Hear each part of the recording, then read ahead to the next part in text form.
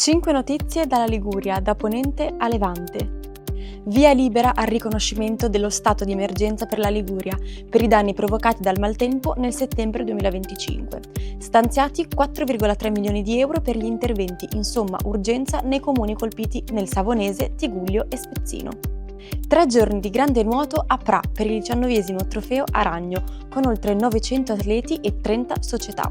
Un'occasione per celebrare anche i 20 anni della piscina di Pra e gli 80 anni del gruppo sportivo Aragno. Pieve di Teco è entrato tra i borghi più belli d'Italia. Salgono così a 29, di cui 11 nell'Imperiese, i borghi liguri che hanno ottenuto questo prestigioso riconoscimento e che fanno della Liguria la 4ª regione d'Italia. Si è svolta a Camporosso la 20ª edizione del concorso floreale Camporosso in Fiore.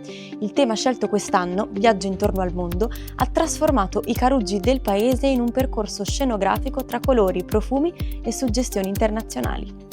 Liguria protagonista a Fitur 2026, la fiera internazionale del turismo a Madrid.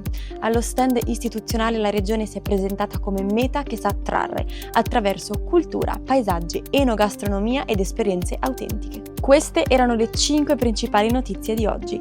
Seguiteci sui canali ufficiali della Regione Liguria.